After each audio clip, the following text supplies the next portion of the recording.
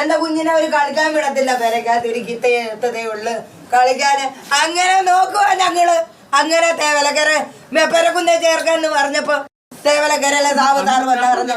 അവിടത്തെ എന്റെ മോളെ എല്ലാം പഠിപ്പിച്ച പെരക്കുന്നേലായിരുന്നു. തേവലക്കര സാവതാറ് വന്ന് പറഞ്ഞ അവിടെ ചേർക്കാന്.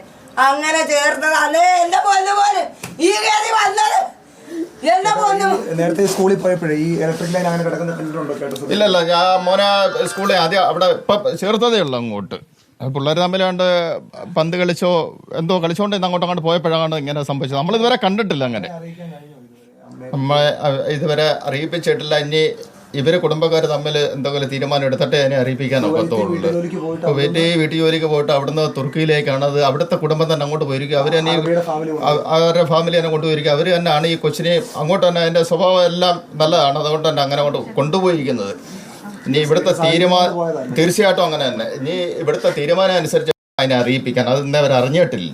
അതുപോലെ നമ്മൾ വിളിക്കുന്ന സമയം അവിടുത്തെ സമയം എല്ലാം വേറെയാണ്. നമ്മൾ വിളിച്ചു കഴിഞ്ഞാലും 2-3 മണിക്കൂർ കഴിഞ്ഞിട്ട് തിരിച്ചത് വിളിക്കത്തുള്ളൂ. അവിടുത്തെ സമയം അനുസരിച്ച് വിളിക്കുന്നത്.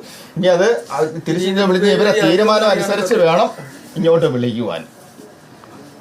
ഇപ്പൊ KSCB ഒക്കെ അവരെ ന്യായീകരിച്ചുകൊണ്ടാണ് അവർ പ്രസ്ഥാനങ്ങൾ പറയുന്നത്. തീർച്ചയായിട്ടും അങ്ങനെ തന്നെയാണ്. നമുക്ക് ആ ഷീറ്റിന്റെ മേളിൽ ഇരുന്ന് കൈ ഇങ്ങനെ ഞാൻ കയറിയിരിക്കും, അന്നേ ഇങ്ങനെ ഒന്ന് പൊക്കിയാൽ മതി. ടച്ചിങ് തന്നെ. അത് KCBയുടെ അനാസ്ഥ തന്നെയാണ്. KCBയുടെ സ്കൂളിന്റെ അനാസ്ഥ. KCB കുറ്റം പറഞ്ഞുണ്ടായില്ല, സ്കൂളിന്റെ അനാസ്ഥ തന്നെയാണ്. അങ്ങനെ കുട്ടികൾ ആ ഭാഗത്തേക്ക് പോകാതിരിക്കാനുള്ള ഒരു കരുതൽ വേണമായിരുന്നു. കരുതൽ ഒരു സിഗ്നലോ ഒന്നും തന്നെ അങ്ങോട്ട് കൊടുത്തിട്ടില്ല. സ്കൂളിന്റെ അനാസ്ഥ തന്നെയാണ്. തീർച്ചയായിട്ടും അങ്ങനെ തന്നെയാണ്. എല്ലാം കയറി ഇറങ്ങി കളിക്കുന്ന കുട്ടികളില്ലേ, ആ സമയത്തൊക്കെ ഇത് മാനേജ്മെന്റ് ഇല്ല നോക്കേണ്ടത്. അല്ലാതെ കാണിക്കുന്ന എല്ലാം എന്തെല്ലാം കാര്യങ്ങൾ അവർ കാണിച്ചു വെക്കുന്നത് ലോകത്ത് എവിടെല്ലാം എങ്ങനെല്ലാം സംഭവിക്കുന്നത് പറഞ്ഞിട്ട് വല്ല കാര്യമുണ്ടോ? സർക്കാർ സ്കൂളല്ല, മാനേജ്മെന്റ് സ്കൂളാണ്. അവരുടെ ഭാഗത്തുനിന്ന് അവരെന്തുകൊണ്ട് ഗമനിച്ചില്ല?